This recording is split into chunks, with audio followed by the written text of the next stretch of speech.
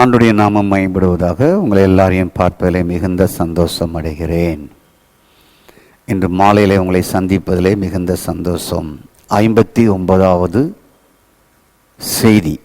நான் யாராக இருக்கிறேன்? நான் புதிய மனிதனாக இருக்கிறேன். கர்த்தருக்கு ஸ்தோத்திரம். கொலோசியர் 3:10 நீங்கள் வாசிக்கும் பொழுது மனதிலே அப்படியே வைத்து கொள்ள வேண்டும். புதிய மனிதனை தரித்திருக்கிறீர்கள்.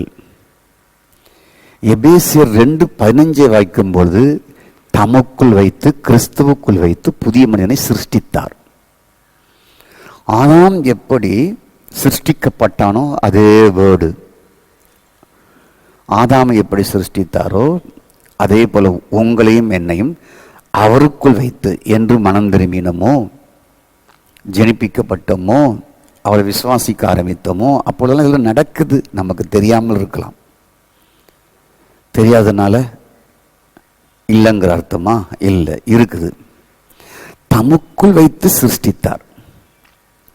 சிருஷ்டித்து புதிய மனுஷனை தரித்து கொள்ள வைத்தார். நாம் சிருஷ்டிக்கப்பட்டவர்கள் அவருக்குள் வைத்து புதிய மனுஷனை தரித்து கொள்ள வைத்தார். அப்படி குணநலங்களை தரித்து வாழ வேண்டும். ஓகே, ஏன் தரித்து வாழணும்? சிருஷ்டித்தவருடைய சாயலுக்கு ஒப்பாக. அதான் தரித்தவுடைய நோக்கம். கொலோசியர் 3:10 நீங்கள் வாசித்தீங்கன்னா தெரியும். சிருஷ்டித்தவருடைய சாயலுக்கு ஒப்பாக பூரண அறிவடையும்படியாக வளரணும். வளர்ச்சி. ஒரு மரம் வச்சா அதுக்கு ஒரு நோக்கம், வளர்வதற்கு. ஒரு செடியை வைத்தால் அதில் ஒரு நோக்கம் இருக்கு, வளர்வதற்கு. ஒரு கொடியை வைத்தால் அதில் ஒரு நோக்கம் இருக்கு, அது வளர்வதற்கு. ஒரு குழந்தை பிறந்தால் அது மேலே ஒரு நோக்கம் இருக்கு, அது வளர்வதற்கு. அப்போ சிருஷ்டித்தவருடைய சாயலுக்கொப்பாக பூர்ண அறிவடையும்படி நாம் வளர வேண்டியவர்கள். அப்போ நோக்கம் என்ன? What purpose? அப்படி என்றால் பூமியில் கிறிஸ்து எப்படி வாழ்ந்தாரோ அப்படியே நாம் கிறிஸ்துவை போன்று வாழ வேண்டும். கிறிஸ்துவாக வாழ வேண்டும். யூத மரபில் சொல்லுவாங்க, ஆதாம் ஏதேன் தோட்டத்தில் இருக்கும்பொழுது சாத்தான் நுழைய பார்த்தானாம். ஆதாம் இருக்கும்பொழுது அவனை பார்த்துட்டு ஓடியே போயிட்டானாம். தேவனாகி கர்த்தர் இருக்கிறாருன்னு சொல்லி. ஏன்னா போத் ரெண்டு பேரும் ஒரே சேமாக இருக்கிறாங்க. ஓடியே போயிட்டான் அவன். அதான் ஆதாம் இல்லாத போல வந்தார் என்று சொல்லுகிறார்கள். அவரை போலவே இருந்தானாம். இந்த நிகழ்கால வாழ்க்கையிலே நாம் அப்படி இருக்க விரும்புகிறோம். உங்களை பார்த்தா பிசாசு ஓடிடணும். அவனுக்கு என்ன ஜோம் பண்ண? உங்களை பார்த்தாவே ஓடணும். ஸ்தோத்திரம். பாம்பு பார்த்தீங்களா? உங்களை கண்டானம் ஓடும். எலியை பார்த்தீங்களா? உங்களை கண்டானம் ஓடும். பள்ளியை பார்த்தீங்களா? உங்களை கண்டானம் ஓடும். ஸ்தோத்திரம். நீங்கள் லைட்டை போட்டால் நாங்கள் பகவான் ஓடி போய் ஒளிய ஆரம்பிக்கும் இருட்டுக்குள்ள. அப்போ உங்களை பார்த்த உடனே பிரைஸ் காட், ஸ்தோத்ரா, சத்ருவாகிய சாத்தான், சர்ப்பமாகிய சாத்தான், ஏய் இவர் இயேசுநாதர் போல இருக்கிறாரப்பா, ஓடணும். Glory to God. அதுக்கு தான் இந்த பூரண தேவனுடைய சாயலுக்கொப்பாக பூரண அறிவடையும்படி. பாவமானாலும் சரி, எப்பா இவன்ட்ட நெருங்க முடியாது, ஒதுங்கிடணும். அது அப்படியே ஒதுங்கிடணும். ஆனால் அது வரும். நீங்கள் அதை பார்த்த உடனே, ஓ இது தேவசாயில் உள்ள மனுஷி, நான் ஓடிடணும். கர்த்தருக்கு ஸ்தோத்திரம். அப்போ ஆதாமில் இருந்த அந்த தேவசாயில் அழிந்தது. புதிய ஆதாமிலிருந்து நாம் சிருஷ்டிக்கப்பட்டு தேவனுடைய சாயலுக்கொப்பான பூரண அறிவடையும்படியாக நமக்கு மீண்டும் கொடுக்கப்பட்டு இருக்கிறது. எவ்வளோ பெரிய privilege! You are all blessing man. எல்லாரும் ஆசீர்வதிக்கப்பட்ட மனுஷர்கள். கர்த்தருக்கு ஸ்தோத்திரம். ஆகவே இவர் ஒருவர் தான் புது மனிதன். நாம் அவருக்குள் வைத்து புதிய மனிதனாக சிருஷ்டித்து தேவனுடைய சாயலுக்கொப்பாக பூர்ண அறிவடையும்படி புதிய மனுஷனை தரித்து தினமும் வளரணும். நீ ஒவ்வொரு நாளும் ஐ ஆம் எ நியூ மேன், நான் அவரை தரித்திருக்கிறேன், நான் பூரண சாயலுக்கொப்பாக நான் அந்த அறிவில் வளர வேண்டியவன், அதற்கு இடையூறாக இருக்கிற எதையும் அனுமதிக்க மாட்டேன் என்று நீங்கள் முடிவெடுக்கணும். உங்கள் ஜெபமே அப்படிதான் இருக்கணும். சாத்தானே, எங்கள் வீட்டுக்குள்ள இருக்கிற ஒவ்வொருவரும் தேவனுடைய சாயலாக இருக்கிற புதிய மனுஷனை தரித்திருக்கிறோம். ஸ்தோத்திரம். நாங்கள் கிறிஸ்துவை போல் வாழ்வதற்கு தரிக்கப்பட்டிருக்கிறோம். ஆதாமுக்குள் இருந்த சாயல் இழந்து கிறிஸ்து இயேசுவுக்கு சிருஷ்டிக்கப்பட்டு எனக்கு மீண்டும் அதே சாயல் கொடுக்கப்பட்டிருக்கிறது. ஸ்தோத்திரம். ஆகவே தான் இயேசு சொன்னார், என்னை விசுவாசிக்கிறவன் தான் செய்ததையும் செய்வான், அப்புறம் அதுக்கப்புறம் அதை விட பெரிய காரியத்தை செய்வான். யோவான் 14 சொன்னார். 14 இப்படிதான் நான் நினைக்கிறேன். 14:12 என் நாமத்தினால் எவைகளை கேட்பீர்களோ அவைகளை பெற்றுக்கொள்வீர்கள் என்று சொன்னார். ஸ்தோத்திரம் உண்டாவதாக.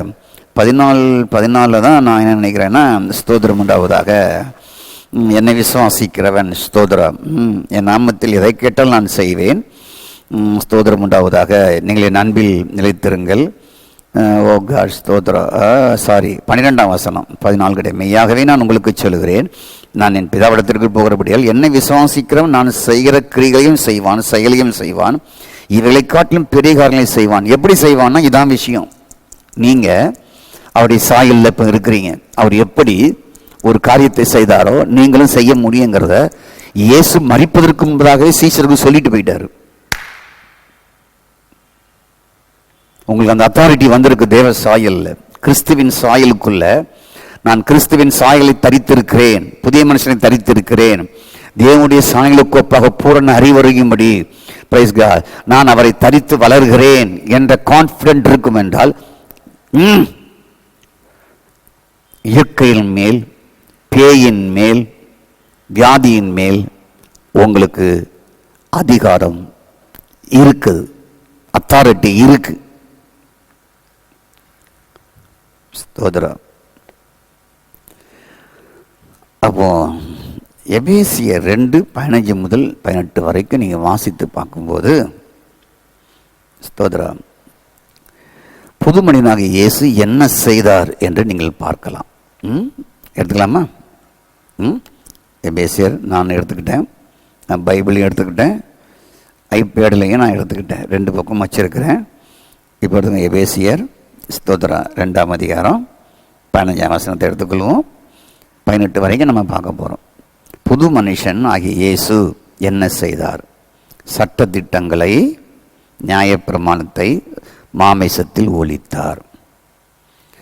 இருதரத்தாரையும் தேவனுடைய ஜனங்களையும் தேவனற்றவர்களாகிய நம் அனைவரையும், உலகத்தில் உள்ள நாகரிகமானவர்கள், நாகரிகமற்றவர்கள், காட்டுமராண்டியாய் வாழ்ந்தவர்கள், பல தெய்வங்களை வழங்கினவர்கள், தெய்வ நம்பிக்கை இல்லாதவர்கள், தத்துவ ஞானிகள் இருந்தவர்கள் எல்லாரையும், இருதரத்தாரையும் தமக்குள்ளாக வைத்து ஏற்றுக்கொண்ட பின்பு தமக்குள்ளாக வைத்து புதிய மனுஷனாக சிருஷ்டித்தார்.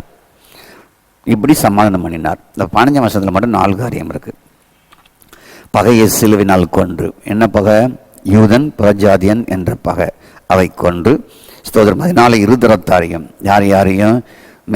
மெய்தேவனை வணங்கினவர்கள் மற்ற இருவரையும் ஒரே சரீரமாக தேவனுக்கு ஒப்புரவாக்கினார். கொன்றார், ஒரே சரீரமாக்கினார். 16ஆம் வசனத்தில் 2 காரியம் செஞ்சிருக்கிறார். 17 நாம் தூரமாக இருந்தோம், இப்பொழுது சமீபமாக நாம் வந்திருக்கிறோம். ஸ்தோத்திரம். தூரமாக இருந்தோம், சமீபமாக இருந்திருக்கிறோம். ஒரு காரியத்தை செய்திருக்கிறார். இந்த சுவிசேஷத்தினால்தான் என்றும் சொல்லப்பட்டிருக்கிறது. அந்தபடி நாம் இருதரத்தாரும் ஒரே ஆவினாலே பிதாவிடத்தில் சேரும் ஸ்லாக்கியத்தை பெற்றிருக்கிறோம். கர்த்தருக்கு ஸ்தோத்திரம். இப்போ நம்ம பார்க்க போகிறோம், சிலுவையில் இயேசு நமக்கு என்ன செய்தார்? நம்மளை ஒப்புரவாக்கினார். இருதரத்தாரையும், ஸ்தோத்திரம், ஒரே ஆவினாலே பிதாவிடத்தில் சேரும் ஸ்லாக்கியத்தை பெற்றிருக்கிறோம். சிலுவையின் மூலம் இருதரத்தாரையும் ஒப்புரவாக்கி இருக்கிறார். ஒரே ஆவினாலே சேரும் ஸ்லாக்கியத்தை நம்ம கொடுத்திருக்கிறார். என்ன செஞ்சிருக்கிறாரு? சிலுவை, இந்த சிலுவையில் சிந்திய இரத்தத்தின் மூலமாக நம்மளை தேவனோடு ஒப்புரவாக்கி இருக்கிறார். ஒரே ஆவினாலே சேரும் பாக்கியத்தை கொடுத்திருக்கிறார். ஒப்புரவாகலாம் என்ன? தேவனுக்கு நம்மை நண்பராக்கி விட்டாராம். பகையாளியாக இருந்தோம், பகையை சிலுவையில் தீர்த்து ஒப்புரவாக்கி விட்டார். ஓகே, உங்களுக்கு புரிஞ்சுட்டீங்களா? உங்களுக்கு ஸ்தோத்திரம். இப்போ ஒரே ஆவியினாலே மரித்து உயிர்த்தெழுந்த இயேசு எப்படி இருக்கிறார் என்றால் ஆவியாக இருக்கிறார். குமாரன் ஆவியாக, கிறிஸ்துவின் ஆவியாக, தேவனுடைய ஆவியாக, கர்த்தருடைய ஆவியாக, பரிசுத்த ஆவியாக இருக்கிறார். ஸ்தோத்திரம். அந்த ஆவியினாலே நண்பராக்கப்பட்ட பிதாவோடு தேவனோடு சேரும் ஸ்லாக்கியத்தையும் நமக்கு கொடுத்துட்டார். இப்போ எந்த பூசாரியும் தேவையில்லை, நீங்கள் டைரக்டாக அவனோட பேசுவதுக்கு. இதைத்தான் லுத்தர் இருந்த காலத்தில் ரோமன் கத்தோலிக் விரோதமாக இது சொன்னார். இல்லை, இது நாங்கள் போப் வழியாக, குருமார் வழியாக தான் ஒரு மனுஷன் கடவுளத்தில் நெருங்க முடியும் என்கிற கொள்கையை இதை மாதிரி வசனங்களை வாசித்து உடைத்தார். ஆனாலும் நம்முடைய பிறப்பின் இயல்பு எப்படின்னு, நமக்கு எப்போ ஒரு பூசாரி வேணும், ஒரு தீர்க்கதரிசி வேணும், ஒரு குறி சொல்கிறவங்க வேணும், ஒரு நல்லது கட்டுறதுக்கு ஜெபம் பண்ணுறவங்க வேணும்னு வச்சுக்கிட்டு இருக்கிறோம். ஸ்தோத்திரம். பார்த்தீங்களா, அந்த ஸ்டைல், அந்த லைஃப் இன்னும் மக்களை விட்டு போல. பார்த்தீங்களா, நமக்கு அடிக்கடி வந்து ஜெபம் பண்ணுற ஒரு ஜெப அம்மா வேணும். ஸ்தோத்திரம். ஒரு ஜெப ஐயா வேணும், ஒரு பாஸ்டர் வேணும். பேருக்கு ஒப்புக்கு சப்பான ஒரு சபையை வைத்துக் கொள்வோம். ஸ்தோத்திரம். நமக்கு பிரச்சனை மாட்டினா அங்கே ஜெபம் பண்ண, இங்கே ஜெபம் பண்ண, ஆளுக்கு ஒரு 100 ரூபா அங்கங்கே அனுப்பி அவங்கள ஏஜெண்டாக வச்சுக்கணும். இதெல்லாம் அந்த பாபேல் மதத்திலிருந்து வந்த புத்தி எண்ணம். இப்போ என்ன செஞ்சிருக்கிறாருன்னா, நீ டைரக்டாவே உங்களை பிதாவோட ஒப்புரவாக்கி அவரோட சேர்வு ஸ்லாக்கியத்தை உண்டாக்கி வச்சுட்டாரு. டைரக்டா நீ வரலாம், நீ வா அப்படிங்கிறாரு. இது சொல்லி கொடுக்கறதா நான் ஆயரா போதகரா உங்களுக்கு சகோதரனா இருக்கிறேன். ஸ்தோத்திரம். அப்போ சிலுவை என்பது தனித்தல்ல, சிலுவை என்பதற்குள்ள இயேசுவின் ரத்தம் இருக்கிறது. அதை புரிஞ்சு கொள்ளுங்க.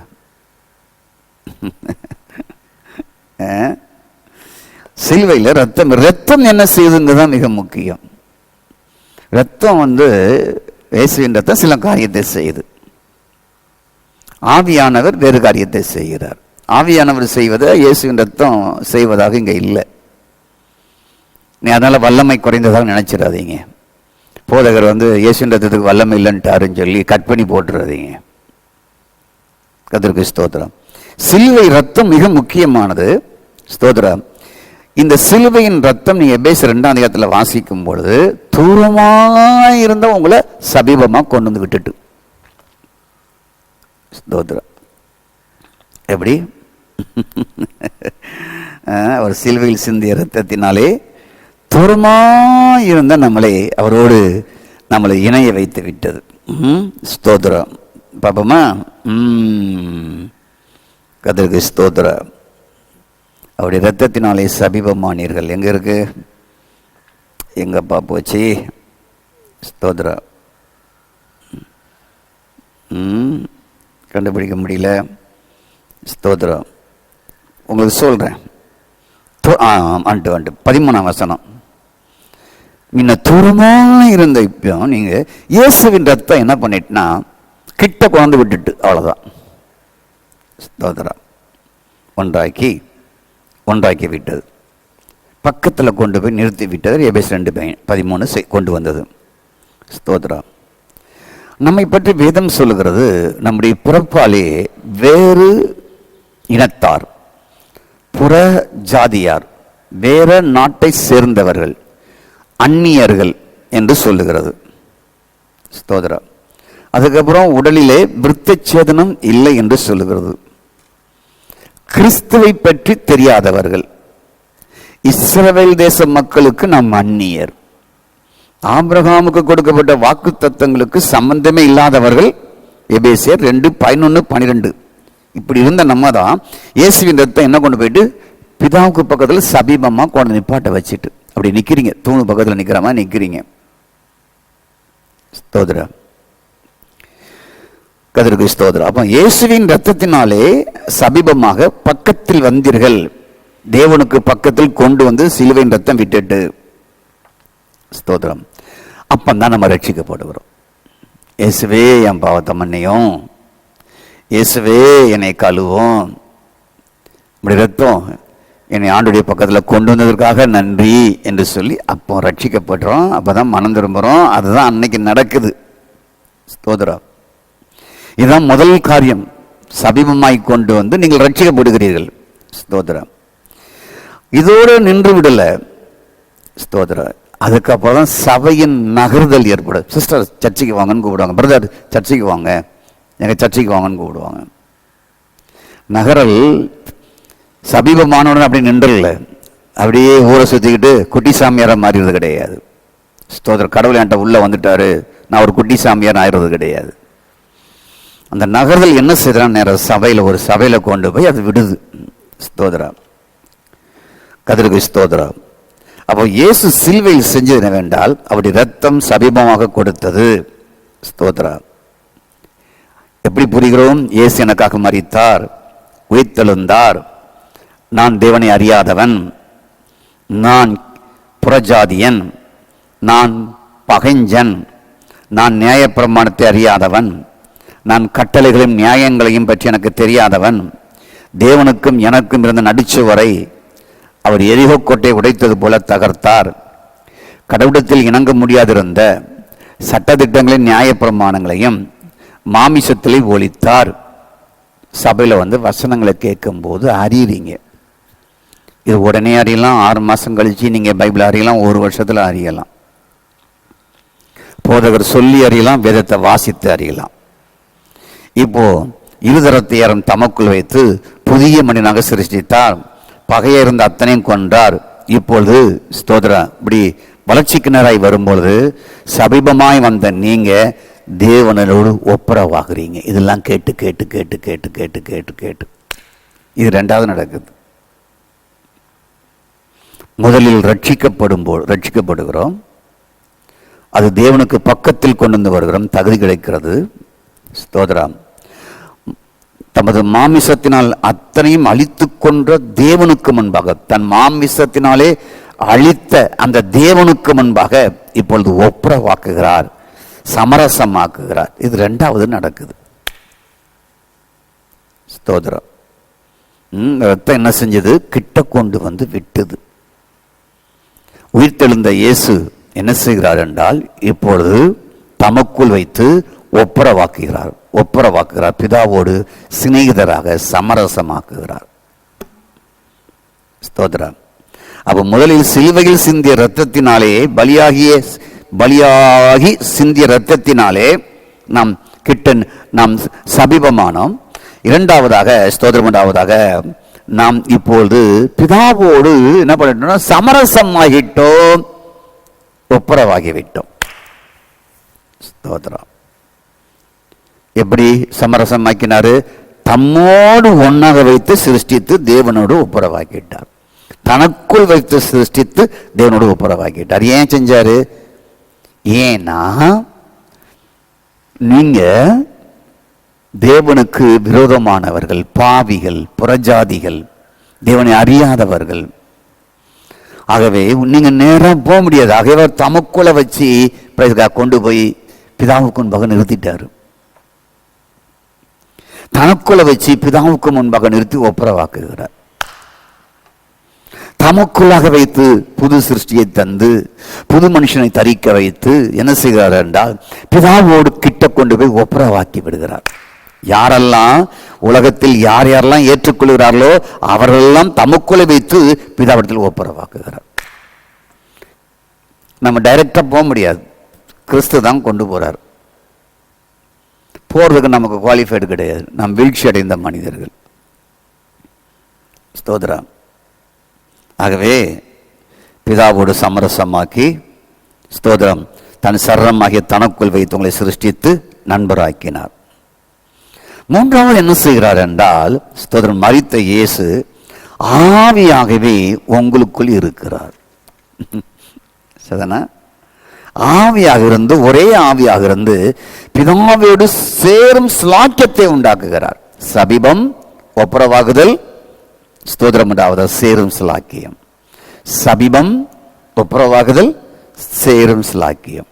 தம்முடைய ஆவியினாலே ஸ்தோத்திரம் உண்டாவதாக நம் எல்லாரையும் பிதாவோடு சேரும் ஸ்லாக்கியத்தை உண்டாக்கி விட்டார். முதல்ல என்னது? சபிபம். ரெண்டாவது என்னது? நண்பராக்கப்படல். மூணாவது என்னது? சபிபமாக்கி விட்டார். 2:19 பிதாவுக்கு சபிபமாகிட்டார். ஒரே ஆவினாலே ஸ்தோத்திரம் உண்டாவதாக பிதாவோடு ஒன்று கலந்து இணையும்படியாக்கி விட்டார். நீங்களும் பிதாவும் ஒன்று இணைந்து கலந்து இணைந்து விடாக்கி விட்டார். 1 கொரிந்தியர் 6:18 ஸ்தோத்திரம். கர்த்தரோடு இசைந்திருக்கிறவன் ஒரே ஆவியாக இருக்கிறான்.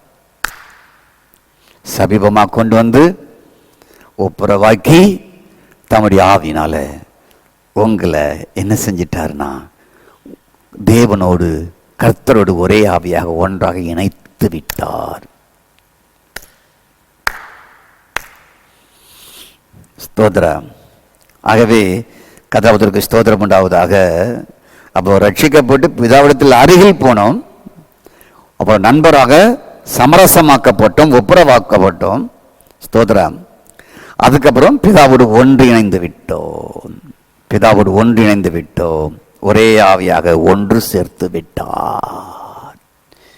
நீங்களும் தேவனும் ஒரே சரீரம், அவருடைய அவயமாக இருக்கிறீர்கள். ஒரே ஆவியாக இருக்கிறீர்கள். நீங்கள் கிறிஸ்துவின் எலும்புக்குரியவராக இருக்கிறீர்கள். அவர் உங்களுக்கு ஒரு தலையாக இருக்கிறார்.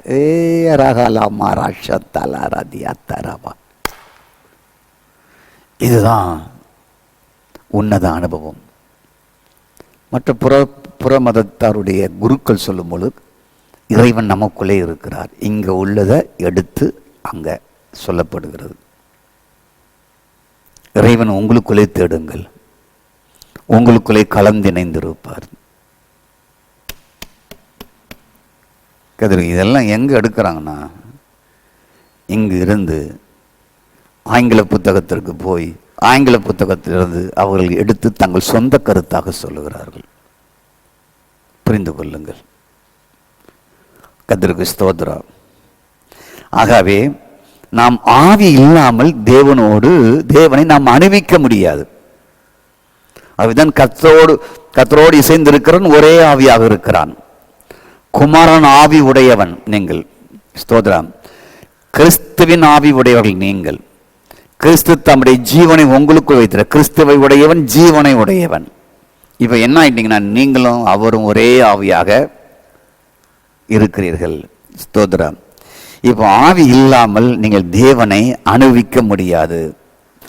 ஆவி இல்லாமல் நீங்கள் பிதாவோடு ஒன்றிணைய முடியாது. ஆவி இல்லாமல் கர்த்தரோடு இசைந்து ஒரே ஆவியாக இருக்க முடியாது. ஸ்தோத்திரம். ஆகவே நாம் இங்கு காண்பது கிறிஸ்து, பிதா, ஆவி, 3 திருத்துவ தேவனும் ஒன்றாக இணைந்து விடுகிறார்கள். நாம் அவரோடு இணைந்து விடுகிறோம். ஒரே ஆவியாக பிதாவும் ஆவியாக இருக்கிறார், கர்த்தருடைய ஆவியாக. குமாரனும் கிறிஸ்துவின் ஆவியாக இருக்கிறார். பரிசுத்த ஆவியானவரும் ஆவியாக இருக்கிறார். ஒரே ஆவி, பல ஆவி அல்ல, 3 ஆவி அல்ல. ஒரே ஆவியோடு நீங்களும் நானும் கலந்திணைந்து நாம் அவரை அனுபவிக்கிறோம். கர்த்தருக்கு ஸ்தோத்திரம். ஆகவே நன்றா புரியணும். இயேசு கிறிஸ்து ஸ்தோத்திரம் உண்டாவதாக சிருஷ்டிக்கப்படுதல், புதிதாக்கப்படுதல் மட்டுமல்ல, சமீபமாகி ஒப்புரவாகி அவரோடு கலந்து இணைந்து விடுகிறோம். ஒரே ஆவியாக பிதா, குமாரன், பரிசுத்த ஆவியானவர் மூவருமே ஒரே ஆவியாக இருக்கிறார்கள். ஒரே ஆவினாலே தாகம் தீர்க்கப்படுகிறோம். சந்தேகம்லாம் முடிஞ்சுதா? இப்போ நீங்கள் எங்கே இருக்கிறீங்க? ஒரே ஆவினாலே நீங்கள் அவரோடு சமீபமாய் ஒன்றிணைந்து கலந்திருக்கிறீர்கள். கிட்ட எதுவும் ஃபயர் பண்ண முடியாது, உங்கள்கிட்ட நெருங்க முடியாது.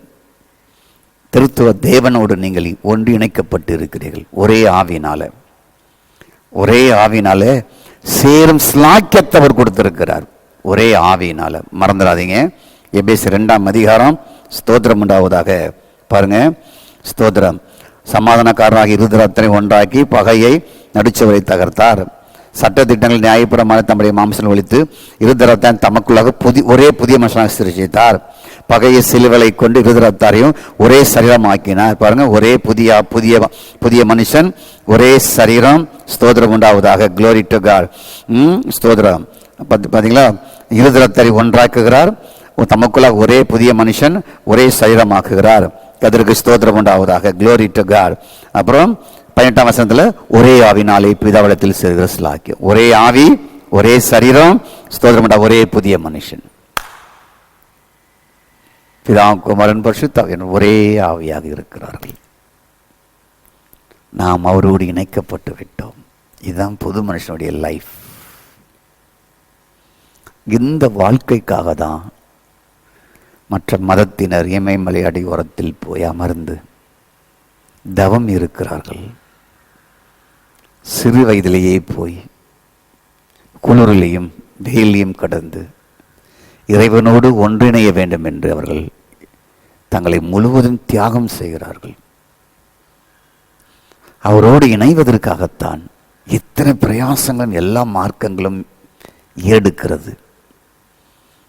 ஆனால் அவரோடு இணைவதற்கு சிலுவையிலே இரத்தத்தை சிந்தி சபீபமாக்கி தமக்குள்ளாக வைத்து புதிய மனுஷனை சிருஷ்டித்து தமக்குள் வைத்து தேவனோடு ஒப்புரவாக்கி, ஸ்தோத்திரம், பின்பு ஒரே ஆவினாலே தேவனோடு பிதாவோடு ஒன்றிணைக்க செய்து விட்டார். இப்பொழுது அவர் மேல் வாசஸ்தலமாக, ஒரே வீடாக, ஒரே நகரத்தாராக நாம் கட்டப்பட்டு வருகிறோம். அவர் எங்கே? உங்களுக்குள்ளே. நீங்கள் எங்கே? அவருக்குள்ளே. உங்களை என்ன செய்கிறார்? ஆலயமாய் கட்டி உங்களுக்குள் குடியிருக்கிறார். தேவனுடைய வாசஸ்தலமாக தன்மேல் வைத்து கட்டுகிறார். ஒரே ஆவினாலே உங்களை எல்லாரையும் அவரோடு இணைத்து விட்டார். ஸ்தோத்திரம். இது கிரேட் ஒன் லைஃப். இந்த எபேசியர் 2ஆம் அதிகாரத்தில் ஒவ்வொரு வசனங்களையும் சொல்லி சொல்லி சொல்லி ஜெபம் பண்ணி வாழ்க்கையில் அனுபவமாக்குங்க. அதுதான் லைஃப், அதுதான் ஆசீர்வாதம். ஸ்தோத்திரம்.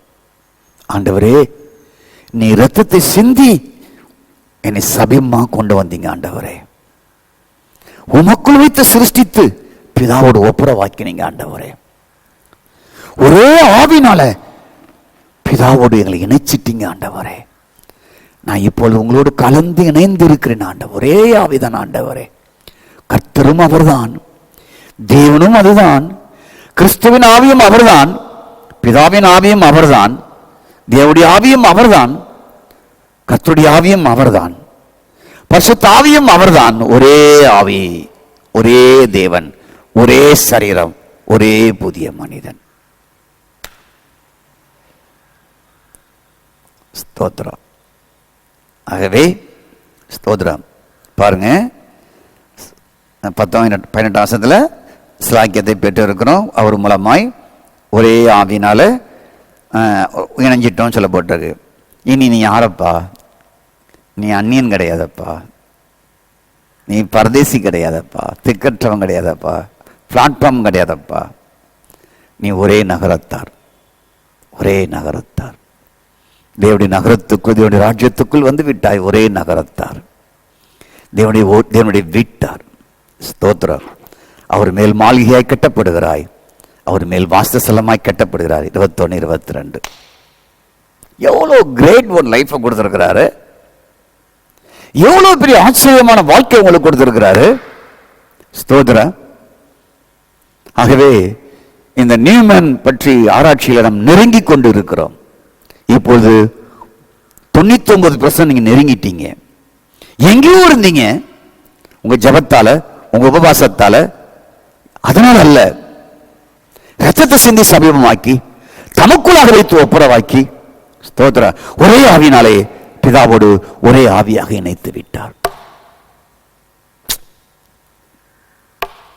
இது உங்களால் உண்டான ஈவல்ல, தேவன் நம்ம கொடுத்த கிருபை, கிருபை, கிருபை, கிருபை, கிருபை, கிருபை. கர்த்தருக்கு ஸ்தோத்திரம். ஆகவே நீங்கள் காலையில் எழுந்தது முதல் உங்களை அப்படியே பாருங்க. தினமும் நான் சமீபமாக இருந்தேன், உங்களுக்குள்ள வச்சு பிதாவோடு என்னை ஒப்புரவாக்கினீங்க, இப்பொழுது ஒன்றாக்கி விட்டீங்கப்பா ஒரே ஆவினால. நான் எங்கேயோ அல்ல, நான் உங்களோடு இணைந்திருக்கிறேன், நீங்கள் என்னோடு இணைந்திருக்கிறீர்களா ஆண்டவரே. இப்போ தனியாளா நீங்க? நீங்க சிங்கிளா இருக்கீங்களா? இல்லை, 1000-10000 தூதர்களோடு இருக்கிறீங்க. தெளிக்கப்பட்ட இரத்தத்திலிருந்து வந்து சேர்ந்திருக்கிறீங்க. ஸ்தோத்திரம். சீயோன் மலையிடத்திலையும் பரம எருசலேமில் வந்து சேர்ந்திருக்கீங்க. கர்த்தருக்கு ஸ்தோத்திரம் உண்டாவதாக. ஓ காட் ஸ்தோத்திரம். இவ்வளோ சேஃப்டி உங்களுக்கு இருக்கு, உங்களுக்கு சேஃப்டி இவ்வளோ இருக்கு. இந்த சேஃப்டிக்கு இடையில இந்த உலகத்தில் இருக்கிற பாலான உலகத்தில், பொல்லாத உலகத்தில் இருக்கிற எந்த தீமையும் அந்த சேஃப்டியை தாண்டி உள்ள வர முடியாது. பாதாளத்தின் வாசல்கள் மேற்கொள்ள முடியாது. மத்திய 16:18 இவ செக்யூரிட்டி பண்ணி உங்களை வச்சிருக்கிறார் ஆண்டவர். வாயை திறக்க முடியுமா பாதாளத்தின் வாசல்? ஸ்தோத்திரம். அது கிட்ட நெருங்க முடியுமா? சபை நீங்கள் தான். தேவனுடைய ராஜ்யம் உங்களுக்குள்ள இருக்கிறது. நீங்கள் தேவனோடு கலந்து இணைந்து கலந்து இணைந்து இருக்கிறீர்கள். ஸ்தோத்திரம். இந்த பிரைஸ் காட் ஸ்தோத்திரம். மிகப்பெரிய பாதுகாப்புக்குள் அவன் நுழைந்து விட முடியாது. சத்துரு நுழைந்து முடியாது, அவன் சரக்கு நுழைய முடியாது. கரங்களை உயர்த்தி கர்த்தரை மகிமைப்படுத்தி கர்த்தரை ஸ்தோத்திரம் பண்ணுவோம். ஆண்டவரே, உம்மை துதிக்கிறோம். ஆண்டவரே, எங்களுக்கு கொடுத்த நல்ல வாழ்க்கைக்காக நன்றி. ஸ்தோத்திரம். உம்முடைய ரத்தம் எங்களை மீட்டு சபீபமாக்கி ரட்சித்தது. பின்பு பிரைஸ் காட் உமக்குள் வைத்து எங்களை புதிய மனுஷனாக சிருஷ்டித்து தேவனோடு நண்பராக்கினீர், ஒப்புரவாக்கினீர். அதற்காக நன்றி ஆண்டவரே. மூன்றாவதாக, ஒரே ஆவினாலே பிதாவோடு ஆண்டவரை கலந்து இணைக்க வைத்து விட்டீர். ஒரே ஆவினாலே. ஸ்தோத்திரம். அதற்காக நன்றி அப்பா. இந்த பெரிய ஒப்பற்ற வாழ்க்கை நினைத்து தினமும் கொண்டாட மகிழ மக்களுக்கு உதவி செய்யுங்க. இயேசுவின் நாமத்தில் பிதாவே, ஆமேன், ஆமேன். இது வானத்தின் வாசல், என் இயேசையா. ஆசீர்வாதத்தின் வாசல், ஏல் பெத்தேல். இது வானத்தின் வாசல், என் இயேசையா. ஆசீர்வாதத்தின் வாசல், தலை சாய்க்கும் கல் நீரையா, மூளை கல் நீர்